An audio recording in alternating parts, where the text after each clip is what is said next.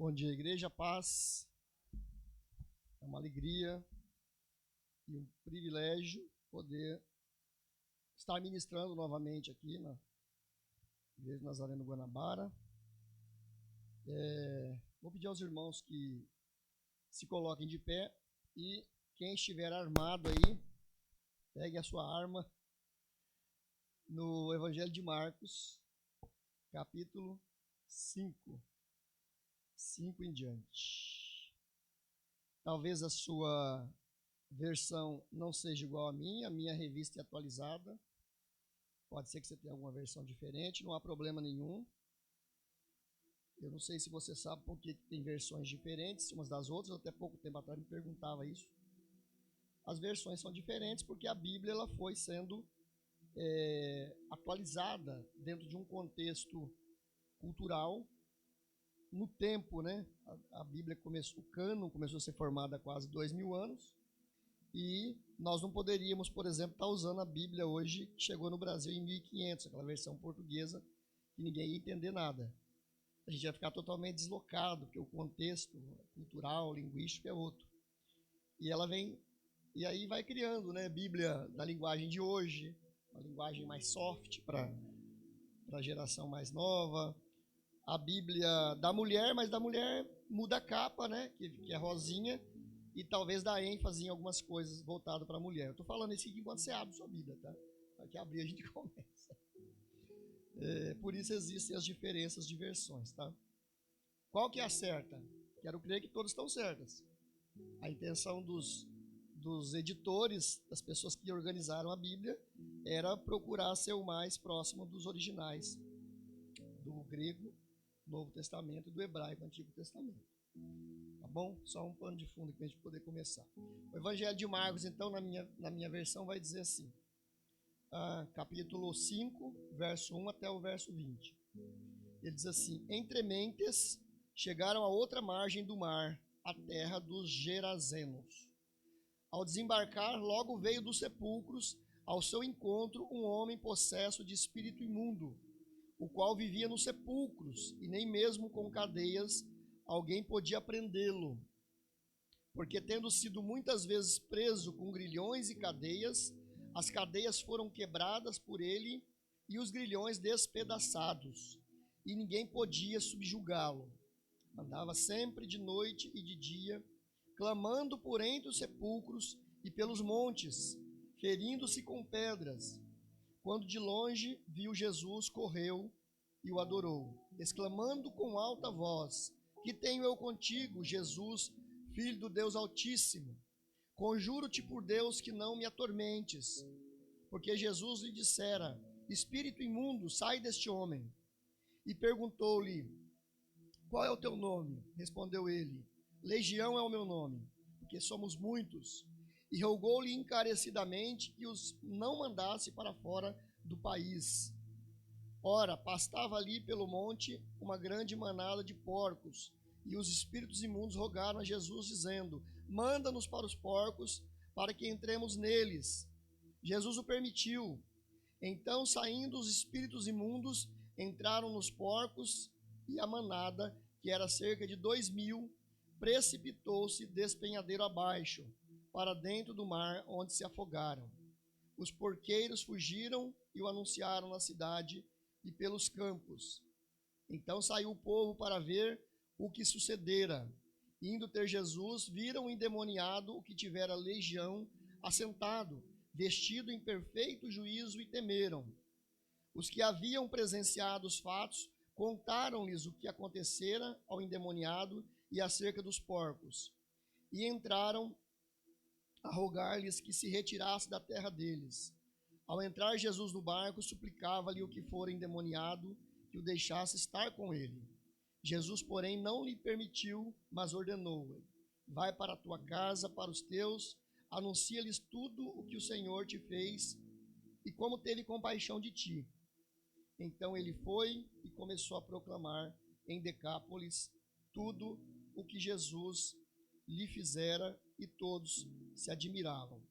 Agora dá uma marcha ré aí comigo, no capítulo 4, na página, talvez está na página mesmo anterior, os últimos versículos do 35 em diante. Naquele dia, sendo já tarde, disse-lhe Jesus: passemos para a outra margem. E eles, despedindo a multidão, o levaram assim como estava no barco, e outros barcos o seguiram. Ora, levantou-se grande temporal de vento, e as ondas se arremessavam contra o barco, de modo que o mesmo já estava a encher-se de água. E Jesus estava na popa, dormindo sobre o travesseiro. Eles o despertaram e disseram: Mestre, não te importa que pereçamos? E ele, despertando, repreendeu o vento e disse ao mar: acalma-te, emudece. O vento se aquietou e fez-se grande bonança. Então lhes disse: por que sois assim tão tímidos? Como é que não tendes fé? E eles, possuídos de grande temor, diziam uns aos outros: quem é este que até o vento e o mar lhe obedecem? Senhor nosso Deus e Pai, aqui está a tua palavra diante da tua congregação e para a tua congregação, Senhor. Revela-te ao teu povo aqui presente nesta manhã, como o Senhor revelou esta palavra para mim nesses dias, como tenho meditado nela, Senhor, ao elaborar esse sermão. Revela que ela seja boa, Senhor, para esclarecimento acerca da tua palavra, acerca da tua vontade, acerca das Escrituras, mas que ela traga também fé, que ela traga discernimento, que ela traga encorajamento nesta manhã, pelo poder do Espírito Santo que está presente aqui nesta manhã. Assim eu oro e agradeço pela oportunidade de estar ministrando a tua igreja, Senhor. Em nome de Jesus Cristo. Pode assentar-se.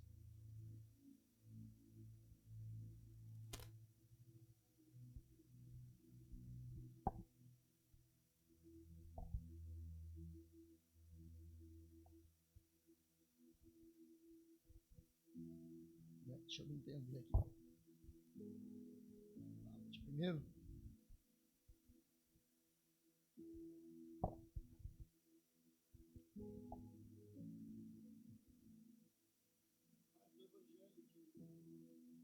O Evangelho de Marcos é o evangelho mais antigo, que foi escrito primeiro.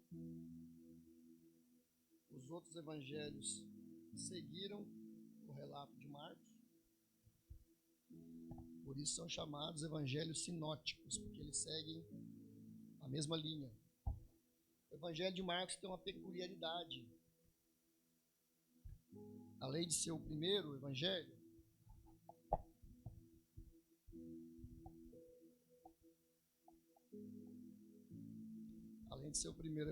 ele também, 2/3 dos textos de Marcos, ele trata de milagres, dos milagres de Jesus.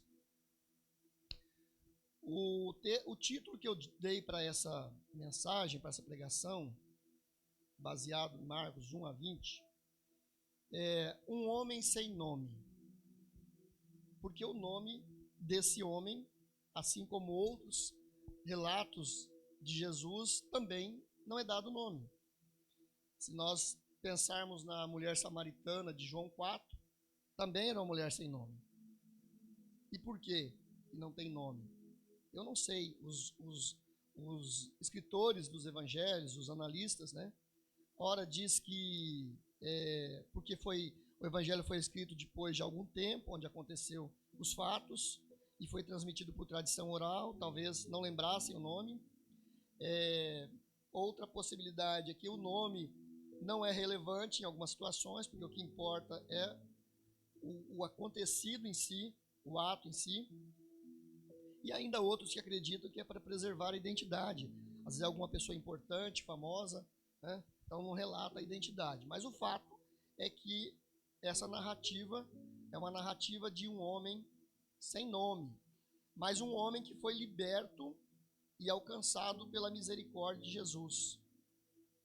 E eu gostaria de compartilhar com a igreja nesta manhã a respeito de 2 personagens centrais. O texto é muito rico, ele tem muitas informações, mas o primeiro que vem a nós, que salta no texto, é um endemoniado.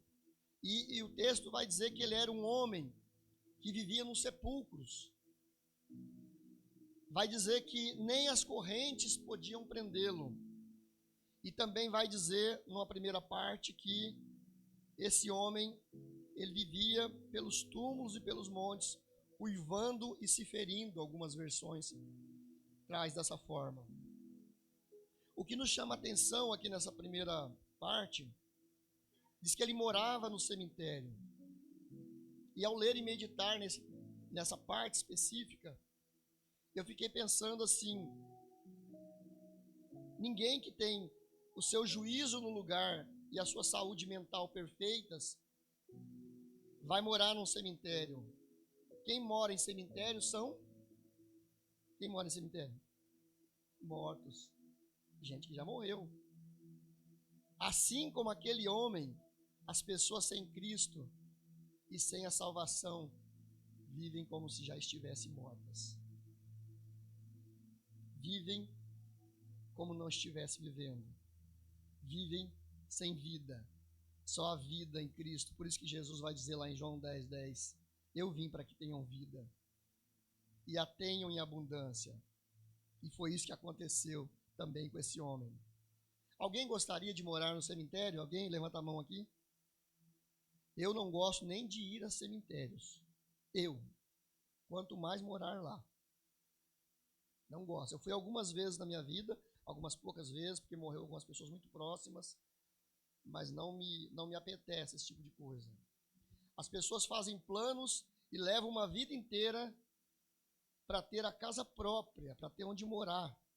O sonho das pessoas é ter a sua casa, sua moradia, não importa se é um apartamento de 20 metros quadrados ou uma mansão, um condomínio de luxo, não importa, elas querem ter a sua casa, esse é o sonho, esse é o plano de todo mundo, ter a sua moradia, o lugar do seu aconchego, o lugar onde num dia frio como esse, numa tarde, você faz uma sopa ou faz um chá e come com biscoito, vai para o sofá com a pessoa, seu ente querido está do seu lado, senta no sofá, puxa a coberta.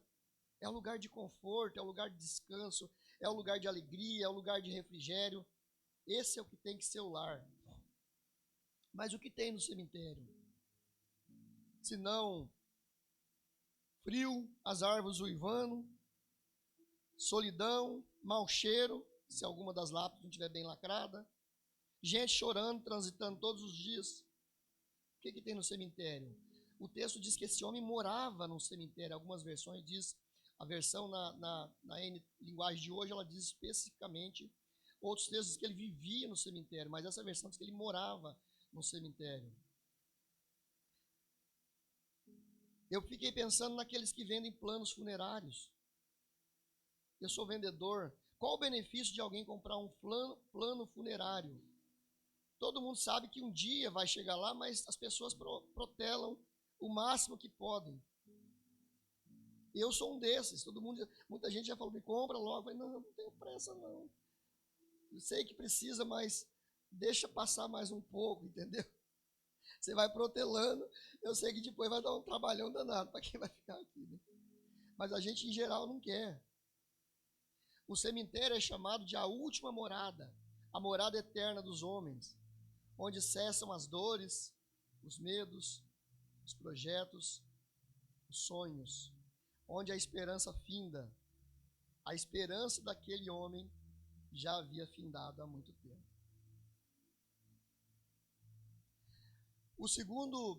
A segunda ênfase que eu tirei, que eu disse aqui para vocês, diz que amarravam-no com correntes, mas ele as destruía.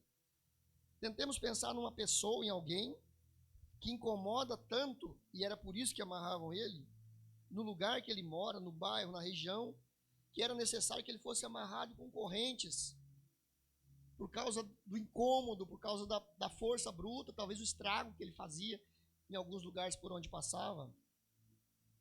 Só para termos uma ideia, uma corrente de aço com espessura de 1/4, que é 6 milímetros, ela precisa de uma força de mais de 1 tonelada para ser rompida, primo.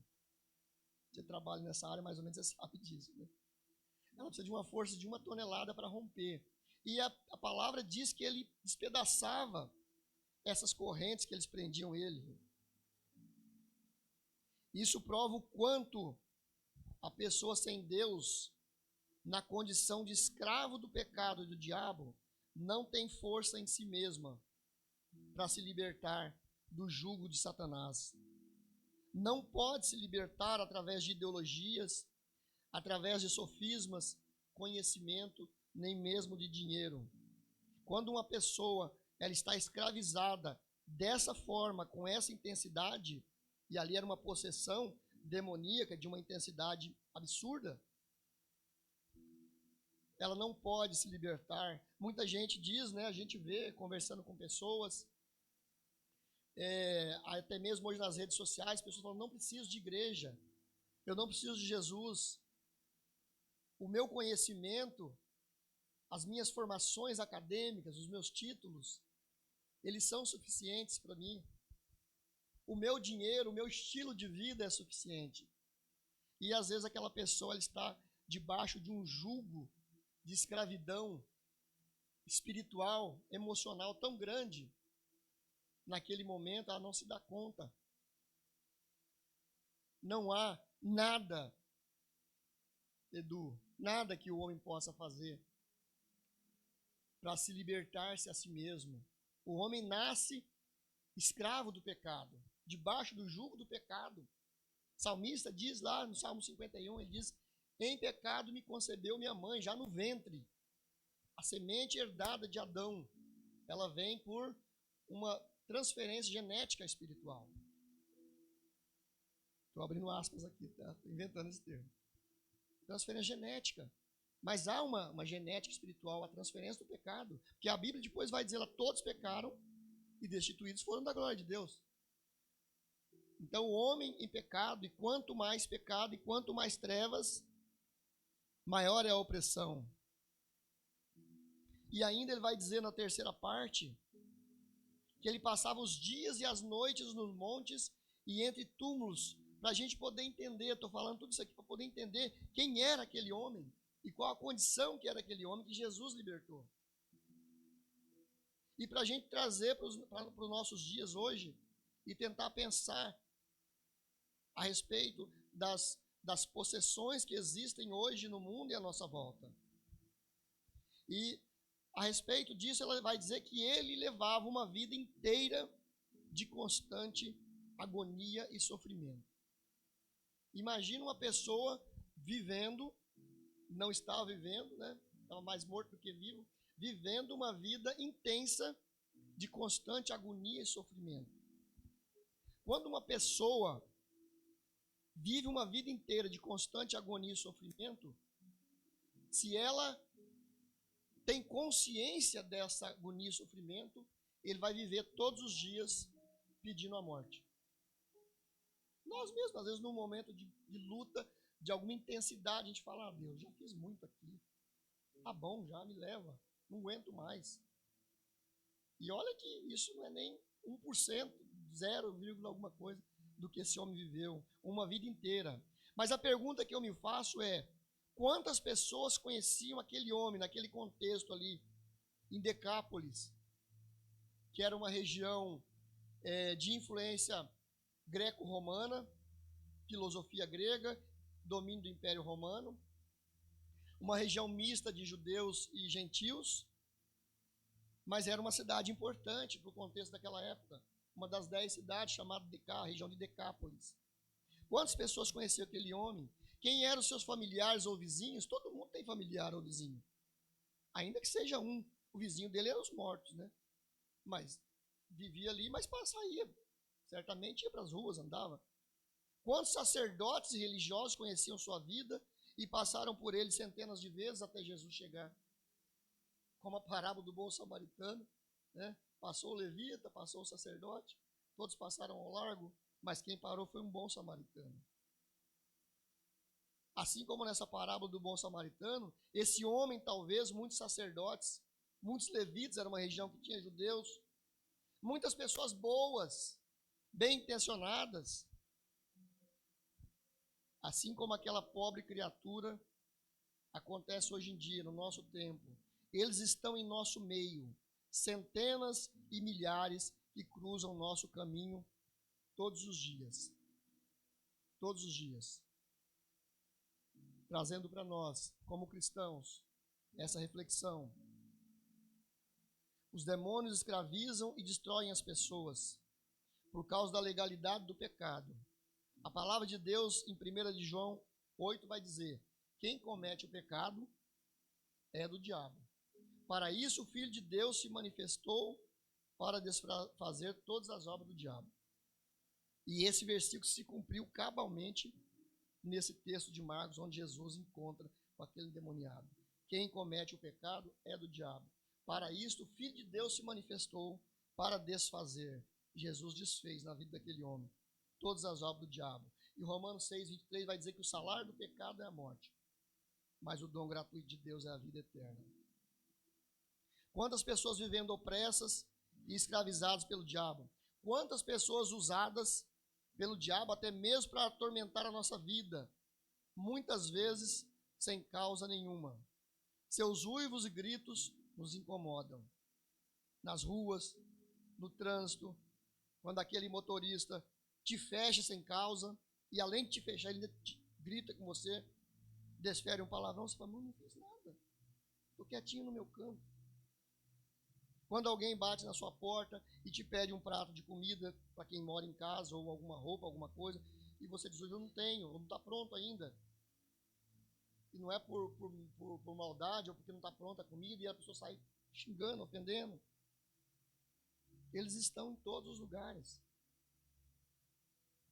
Eles estão em todos os lugares. Essa realidade que Jesus viveu, de pessoas endemoniadas, de pessoas doentes, de pessoas oprimidas, de pessoas precisando de cura, de libertação, é a mesma realidade que nós enfrentamos hoje.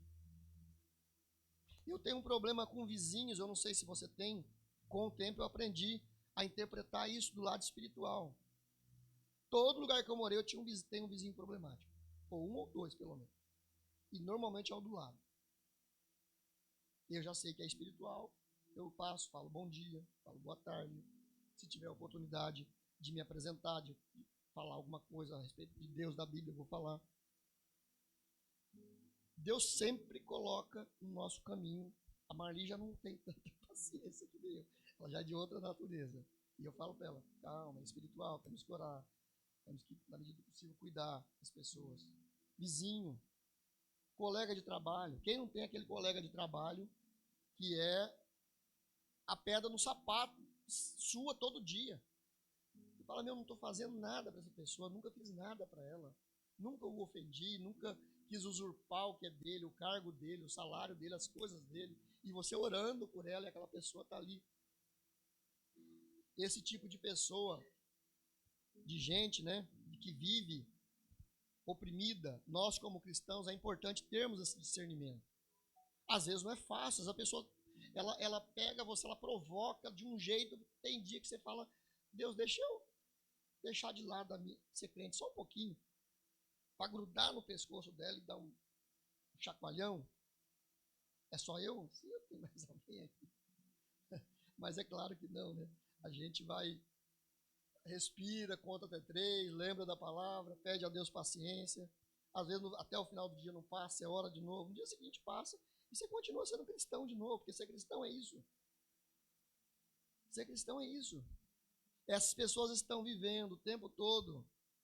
Hoje, é comum nos centros das grandes cidades nós vermos andarilhos, pessoas que há muito tempo sem tomar banho, pessoas fedendo, pessoas que cruzamos todos os dias, pessoas que olhamos e não acreditamos que ela é a imagem e semelhança de Deus, porque você olha de tão desfigurada que ela está, mendigando um prato de comida ou alguns trocados para alimentar o vício. Independentemente se fizeram tal escolha ou se são vítimas. Às vezes as pessoas são vítimas, elas são oferecidas quando nascem, em centros espíritas. Todas precisam de uma interferência de Deus. Isaías 57:20 vai dizer: os ímpios são como o mar bravo, cujas águas lançam de si lodo e lama.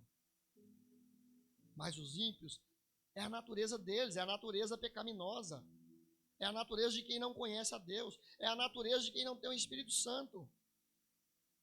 Essa é a natureza deles. Os ímpios são como o mar bravo. Eles só podem produzir lodo e lama. Já viu o mar como está bravo, quando tem sujeira? Ele vai jogando tudo na praia ali, às vezes recolhe de volta alguma coisa e às vezes fica lá, você tem que limpar. o dia seguinte, depois do ano novo, como é que fica o mar? Como é que fica a praia? Sem comentários, né? Porque é tanta porcaria, tanta sujeira que joga lá dentro. Frango, é galinha, é rosa, é garrafa, é latinha. Um monte de coisas. E volta tudo de novo. O mar devolve tudo a sujeira. Quantas pessoas nesse mundo vivendo como homem dessa narrativa? Talvez não vivendo em sepulcro, literalmente, mas em densas trevas espirituais. Tendo a luz à sua disposição, mas vivendo em trevas. Tudo que Deus preparou é bom. Esse dia, esse sol lindo, maravilhoso, essa temperatura amena, agora está gostoso, não está frio. Falei com o pastor nosso Santa Catarina essa semana, falou, Lázaro, aqui está -1. Né, irmão? Não me chama para ir aí, não. Por favor, agora não, deixa a temperatura subir. Lá de Balneário Camboriú. Mas agora está gostoso. Né? Já tem uns valentes aqui, até de camiseta, manga curta. Então o que Deus faz é bom. Ouvir os pássaros cantar. Mas quem não tem Deus não pode ver essas coisas. Quem não tem Deus vive em opressão, vive em trevas, não pode ver a natureza, não pode contemplar as árvores balançando, não pode contemplar os pássaros cantando, não pode contemplar o nascer e o pôr do sol. Não tem alegria no coração para isso. Vou pedir uma gentileza, quando faltar uns 2 minutinhos, dá um toque. Eu estou desorientado, eu estou que nem um barco de Jesus lá em alto mar. Não tem... Já falta 2 já? 20. Não, 20 tá bom. Já falta 2 já, eu tenho que botar no modo 2.0 aqui. Já tem que ir para a conclusão. A segunda parte que eu destaco aqui é o poder e a autoridade de Deus em Jesus. Claro que nós vamos ficar falando de coisa ruim, do cara que está endemoniado aqui. O tempo todo eu vou falar, irmão, quando é que você vai chegar na parte boa da pregação? O capítulo anterior, que nós lemos um trechinho lá, ele vai dizer que Jesus dormia no barco sob uma forte tempestade, quando o barco quase naufragava e seus discípulos o acordaram desesperados. Então Jesus, a um comando seu, mandou que os ventos se acalmassem. O que eu aprendo aqui e por que nós lemos depois esse texto? Amados, Jesus dá ordem ao vento natural e Jesus dá ordem a uma legião de demônios sobrenatural. Para a gente entender qual que é o alcance do poder de Deus. Como Jesus deu ordem aos ventos e acalmou a tempestade enquanto estava todo mundo em desespero, vamos morrer, vamos naufragar. Ele só falou para o mar, acalma-te, cessa. Não é isso que o texto diz? E a legião de demônios. Jesus vai intencionalmente para a terra dos Gerazenos, como diz a minha versão, talvez a sua seja Gadarenos, para libertar aquele homem possesso por demônios, sabendo que aquele homem se tornaria um evangelista na sua região. Jesus, quando tem um plano, assim como aconteceu também, novamente citando aqui a mulher samaritana de João 4, Jesus foi intencional a um povo que não era seu, a um povo gentil. Jesus foi intencional. A mulher samaritana também estava governada pelo pecado da imundícia, da prostituição, porque ela havia tido 5 maridos. E Jesus falou assim, tivesse 5, o que tem agora não é seu. E Jesus foi ao encontro dela. Jesus foi ao encontro desse homem sem nome, que estava possuído por demônios, para libertá-lo, porque queria ver ele testemunhando em sua própria região. O endemoniado vem até o encontro de Jesus e fala através de demônios. Quem estava falando ali não era o homem, eram os demônios. Suplica que não nos mande para fora da nossa região. E pediram para que Jesus os autorizasse para entrar nos porcos. Amados, há um um princípio aqui, que eu não sei se você já conhece. Eu já conheci muitos espíritas, já trabalhei com espírita, com pai de santo, e já conversei com pessoas também que hoje são cristãos, que foram libertos dessas práticas, né, dessas práticas religiosas. O que eles sempre me disseram: os demônios têm regiões que eles agem. Eles têm regiões. Taquaral tem uma região ali do Proença. Então eles têm, Paulo vai falar lá em Efésios 6, dos principados, potestades, hostes espirituais da maldade nos lugares celestiais, príncipes das trevas desse século.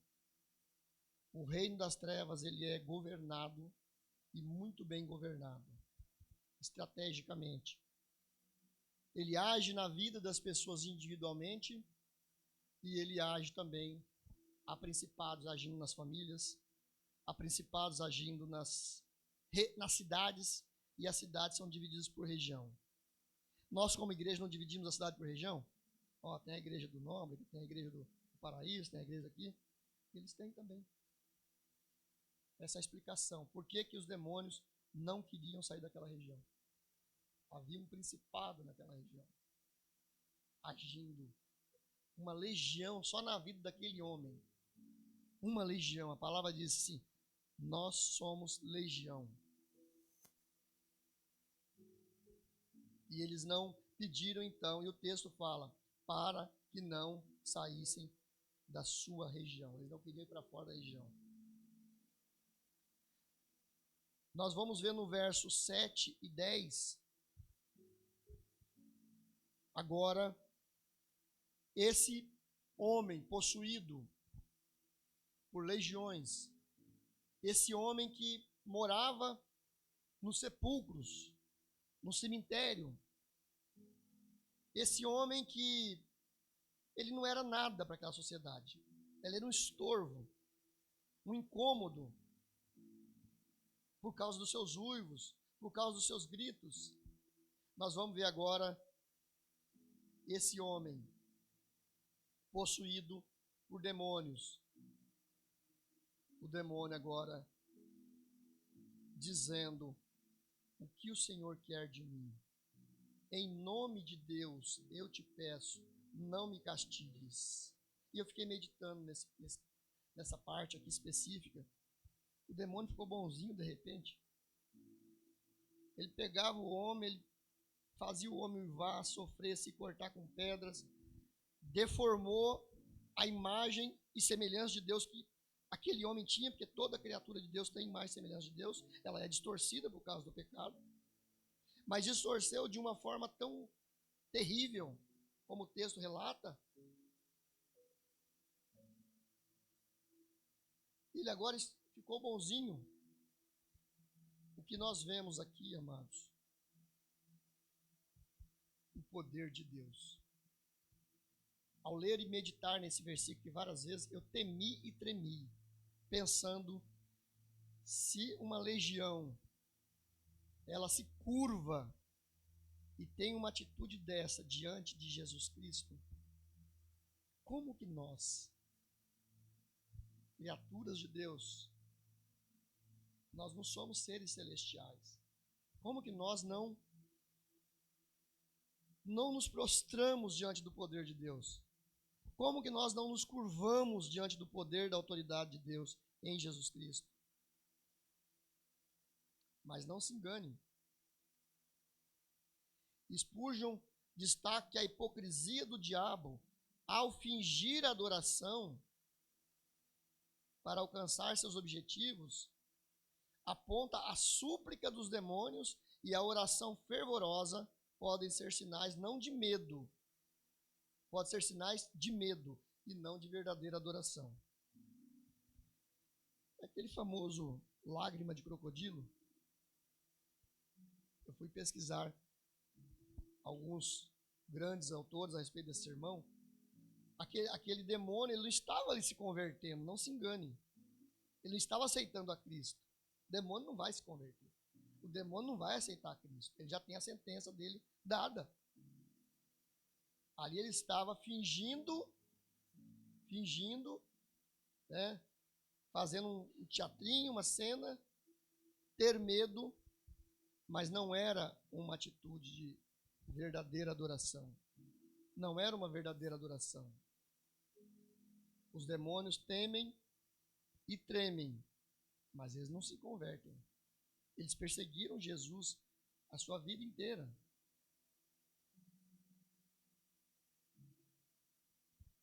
Amados, o ponto de partida para eu preparar esse sermão, claro que tudo está no coração de Deus, é Deus quem coloca no nosso coração e sabe qual é a necessidade da igreja, a necessidade de quem prega. Eu estava essa semana atravessando, saí do meu escritório para ir no correio e colocar umas mercadorias do Mercado Livre. Eu estava atravessando uma das avenidas, né, na faixa, e sempre olhando para trás, como eu sempre faço. Eu olhei para trás, não vinha carro. Eu pus o pé na faixa, assim que eu pus o pé na faixa, que é a avenida de grande fluxo, um carro virou sem dar seta na faixa e quase me atropelou. Eu levei um susto. E aquele carro, assim que ele entrou na rua, ele parou logo em seguida. Eu virei para ele e falei, eu estou atravessando na faixa, você não me viu? Ele parou o carro, assim, coisa de poucos metros, desceu bufando, furioso, e falou muito, eu quero que você vá para aquele lugar, eu quero que você não sei o quê, não sei o quê. Aí eu cheguei perto dele, eu falei, esse cara está endemoniado. Eu cheguei perto dele, olhei bem na cara dele, encostando assim, e ele dava dois de mim. Ele pegou, ameaçou levantar a mão, eu continuei olhando. Falei, ó, só quero dizer uma coisa para você. Você está me ofendendo sem causa. Você entrou ali na faixa sem dar seta. Você quase me atropelou. Você precisa prestar mais atenção. Você pode atropelar outra pessoa. Mas eu estou vendo que não adianta conversar com você. Mas foi assim. Eu saí dali bravo, nervoso, falando comigo. Meu Deus, que mundo é esse? Eu não fiz nada. Esse cara. E Deus mostrou para mim isso aqui. Existem pessoas no nosso mundo, no nosso meio, no dia a dia. Pessoas que você não precisa fazer nada. É porque você é crente. É porque você é cristão. É porque você está pregando a palavra. É porque você está orando. É porque você está jejuando. É porque você tem um ministério, pastor Fábio. É fácil? Não é fácil. Você fica se revolvendo por dentro. Até passar, vai orando, vai calmando, até passar.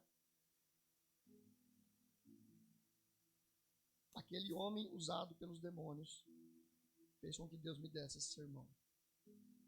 Porque foi essa revelação e o entendimento que Deus me deu na hora.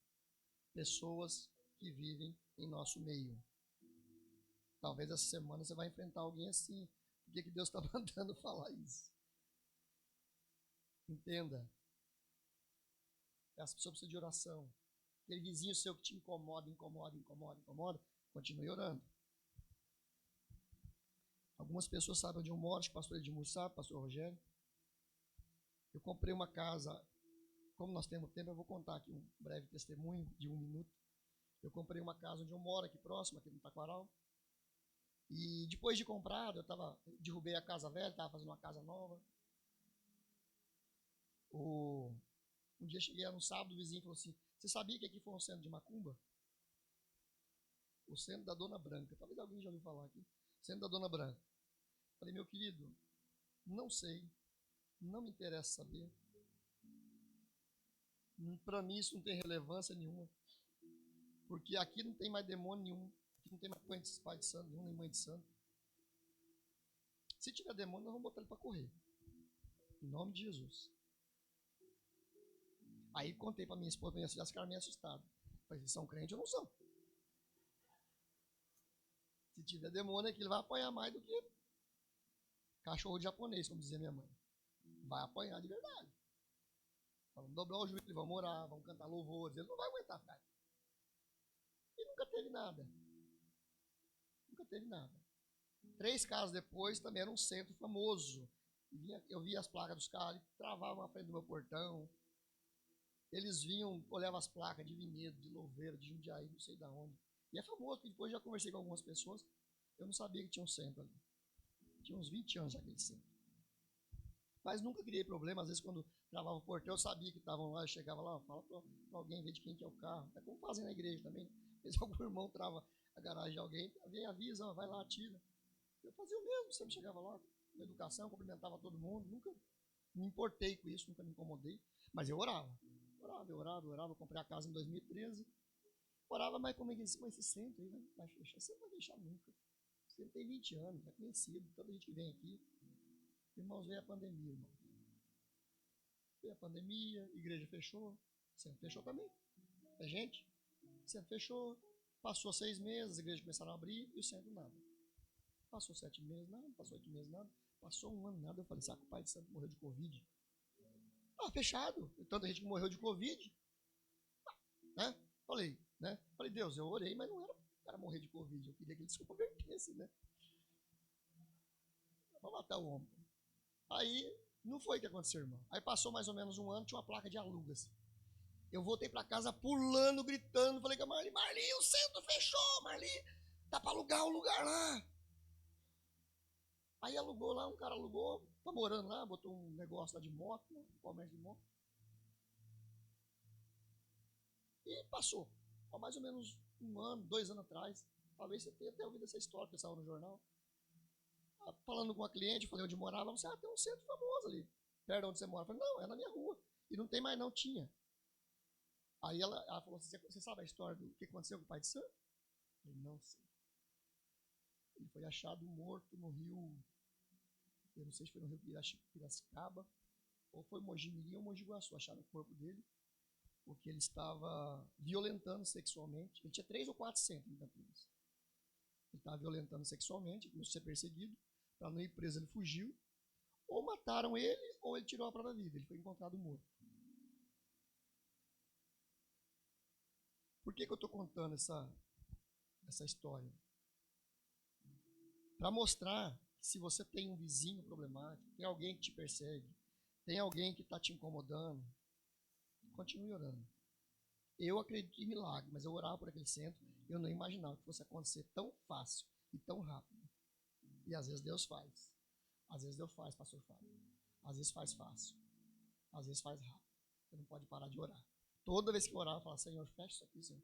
Isso é um centro de perdição para as vidas, para as pessoas. Não está trazendo nada de bom. É um prejuízo espiritual para essa rua que eu moro, para esse bairro.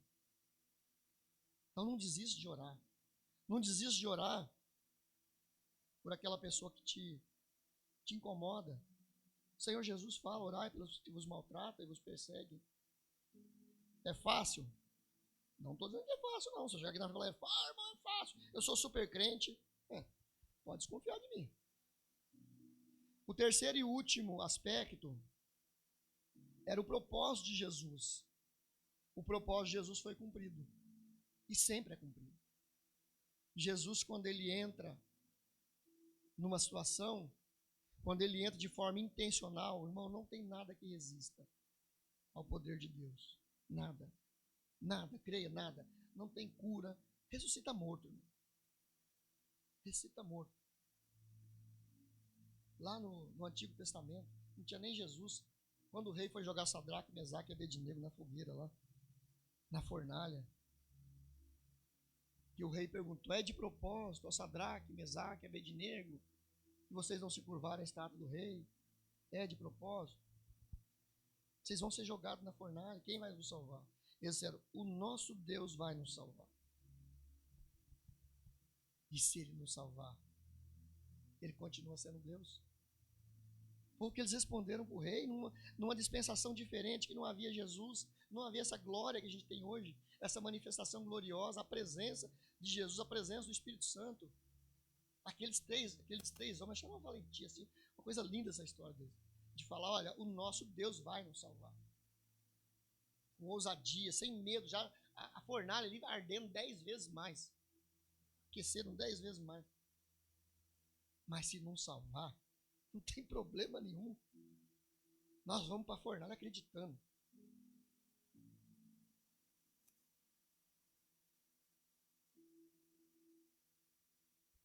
No verso 19 e no 20, o 15 antes, ele fala que quando chegaram perto de Jesus, viram o homem que antes estava dominado por demônios e ficaram espantados, porque ele estava sentado, vestido,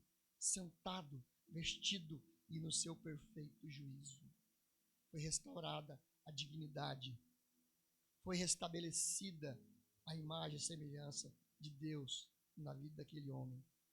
Deus vai restabelecer a imagem e semelhança de Deus na vida daquele que te incomoda, através da sua oração, porque Jesus está com você. Através da sua oração, aquele que te persegue no seu trabalho, aquele que te persegue no trânsito, por causa do nome de Jesus, Deus vai restaurar. E você vai ver, porque o texto diz que todos viram. Você vai ver e todos verão a transformação, o poder de Jesus. Irmãos, o maior poder de Jesus para mim não é cura, não é restauração financeira, emocional, ainda que tudo isso seja importante. Para mim, a maior manifestação do poder, do milagre de Jesus é tirar o homem do pecado, é tirar o homem das influências malignas, dos vícios, das drogas, da prostituição, dessa vida de andrajos que muitos andam por aí, e restaurar um assassino, um bandido, restaurar a dignidade, restaurar a imagem e semelhança de Deus, porque para isso o Filho de Deus se manifestou, para desfazer todas as obras do diabo.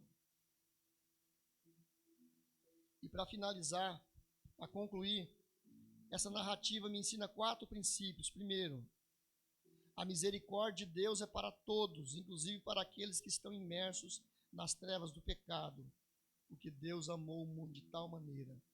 João 3,16, você conhece de cor esse versículo. 2, o poder dos demônios é limitado e finito diante do poder e da autoridade do nome de Jesus.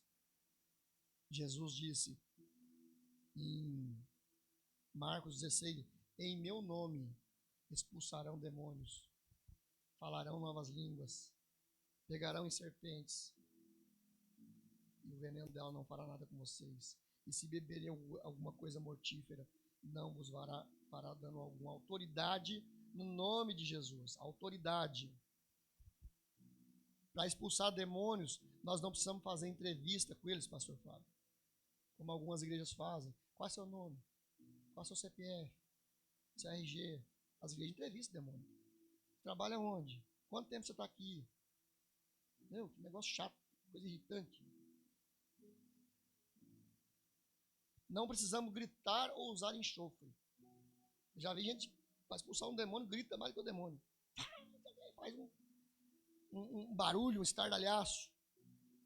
Ou como o pastor Aguiar, eu vou falar porque ele disse isso, né, no lançamento do livro dele.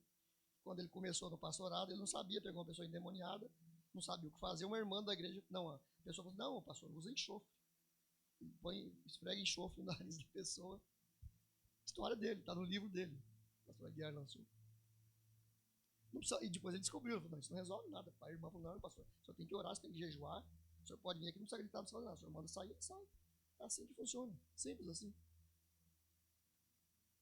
Basta usar a autoridade que Jesus nos deu.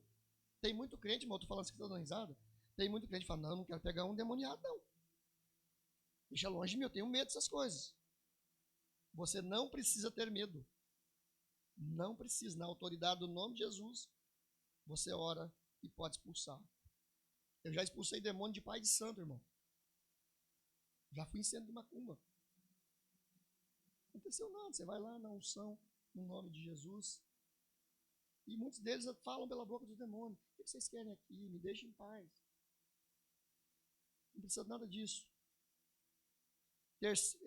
Terceiro, precisamos pedir direção de Deus para, assim como Jesus, irmos intencionalmente salvar o perdido, aquele que está em densas trevas. Fazer evangelismo, sair atirando para tudo quanto é lado. Fazer missão sem saber para onde nem porquê. Às vezes não dá efeito prático nenhum para o reino de Deus. Ora e fala com Deus. Deus, onde o senhor quer que eu vá? Onde vai ser efetiva a minha ida, a minha pregação, o meu testemunho de vida? Eu quero fazer que nem o Senhor. Eu quero ir no lugar certo. No início do meu ministério, há 25 anos, nós plantamos uma igreja no Jardim Ângela, em São Paulo, que era considerado o bairro mais violento da América Latina, segundo a Unesco. Evangelizava em favela, pegava traficante que botava a arma em cima da mesa e falava: o que vocês vieram fazer aqui? Vim falar de Jesus. Eu falava: então fala. Com a arma na mesa. Eu falava, orava, depois no final ele agradecia, pode voltar quando quiser. Deus nos deu, nós precisamos saber a direção. Depois eu tenho acompanhado aquela igreja, eu sei que Deus não tem netos na fé, mas as pessoas que nós ganhamos para Cristo ali, naquele trabalho, plantou outras igrejas na Bahia, plantou outras igrejas. Aqueles irmãos deram fruto, evangelizaram, aquela igreja plantou outras igrejas. No início do meu ministério, há 25 anos, nem sonhava em ser pastor ainda. Era só um evangelista. Então nós precisamos pedir a direção de Deus. Penúltimo, quando Deus tem um plano na vida de alguém, não importa se ele está enfermo, se ele está cativo do diabo, se Jesus vai passar por águas turbulentas, o plano de Deus vai se cumprir. Grave isso. Se Deus tem um plano na vida de alguém, quando você vê alguém dando um testemunho na internet, fala assim: eu sou o pastor que levou uma rajada de metralhadora. Estou aqui. Tem um pastor assim, né? Não lembro o nome dele. Tomou mais de 30 tiros, virou pastor, está dando testemunho. Eu passei por isso. As histórias que você olha, você fala: meu, que história mais cabeluda. Do arco da velha. Mas se Deus tinha um plano, Deus não permitiu. Deus não permitiu. E último, acho que eu terminei o tempo.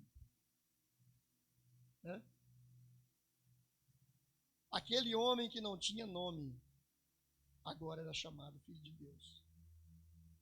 Aquele homem que não tinha identidade, hoje tem identidade. Virou um evangelista. Muito mais do que um nome. Muito mais do que uma identidade. Ele se tornou um evangelista, que era o propósito de Jesus. Tornar-o um evangelista com a sua própria vida. Ele não precisava nem abrir a boca se não quisesse. O que Jesus fez com ele naquela região foi notório. Todo mundo olhava, todo mundo comentava. Era o assunto do dia, da semana, do mês, do ano. O que Jesus fez, a transformação de você ver uma pessoa falando: como assim? Qualquer pessoa que olhando, e o texto vai dizer que as pessoas que o viram ficaram espantadas de ver a transformação que Jesus fez. Aquele homem que não tinha nome, agora tem nome.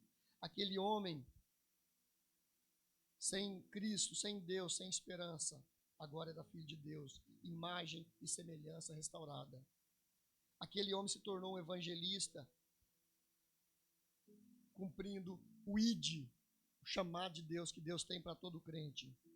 Alguém que encontrou a esperança da salvação em Cristo Jesus. Um nome. As pessoas sem Cristo não têm nome. As pessoas sem Cristo não têm uma identidade. Elas não têm dignidade, porque perdeu a imagem e semelhança. As pessoas sem Cristo não têm um propósito. Anunciar o Evangelho é o principal propósito do cristão. Pregar com a boca ou sem abrir a boca, usando Bíblia, sabedoria bíblica, ou sem palavras, ou só contando testemunho. Uma pessoa que onde chega, Rogério, a sua vida fala por si mesmo. O seu testemunho fala por si mesmo. Lembro da minha conversão, trabalhava em vendas, trabalhava na rua, chegava na casa das pessoas, eu ficava tão feliz quando as pessoas oravam para mim sem eu falar nada. Eu falava: você é crente, né? Eu falava: glória a Deus, ela reparou que eu sou crente, eu não precisei nem abrir a boca. Eu falava: o que está dizendo? O que está denunciando em mim que eu sou crente? Eu sou cristão. Glória a Deus. Vamos ficar de pé nessa manhã. Glorificar a Deus. Eu creio que se Deus, assim como esse texto falou na minha vida essa semana, eu creio que essa palavra, que você vai continuar pensando ela no decorrer da semana, trabalhando ela no seu coração, na sua mente, Se há algo que está te incomodando essa semana, que ela seja orientação, direção, que ela seja cura para a sua vida, como tem sido para mim no decorrer dessa semana. Vamos orar mais uma vez. Eu vou passar o microfone aqui para o pastor Edmur encerrar. Pastor Rogério, perdão. Senhor, nosso Deus e Pai, sabemos que essa palavra é uma palavra talvez dura aos ouvidos de alguns, um tipo de palavra que não se prega mais hoje nas igrejas, porque as pessoas querem só bênção, triunfalismo, tudo está ligado à prosperidade material, às vitórias, mas a maior vitória do cristão é a certeza da sua salvação. A maior vitória do cristão é quando a libertação da mente, do entendimento, para entendermos exatamente o que o Senhor quer de nós, o lugar que o Senhor nos quer. A maior vitória é testemunhar com as nossas vidas, onde quer que nós formos. Isso não é fácil, Senhor. Não queremos aqui nos iludir. Ainda somos humanos até que o Senhor volte e nos busque. Ainda estamos vivendo na carne, no sentido de humanidade. Peço que nos dê graça nessa semana, que nos dê força para vencer o maligno, porque, como diz a tua palavra, ele nos assedia tenazmente. Está escrito lá em nome de Jesus Cristo. Abençoa o teu povo, que tenha um domingo de paz, que tenha um domingo de alegria com seus familiares, onde quer que eles tenham planejado. Se tiver alguém nos vendo pela internet, abençoa da mesma maneira. Os irmãos que estão viajando, que estão de férias também, esteja ali com cada um deles, trazendo a alegria do Espírito Santo na vida deles e dando força, Senhor, para vencer as lutas. Eu oro por esta palavra ministrada nesta manhã, com gratidão, em nome de Jesus. Amém.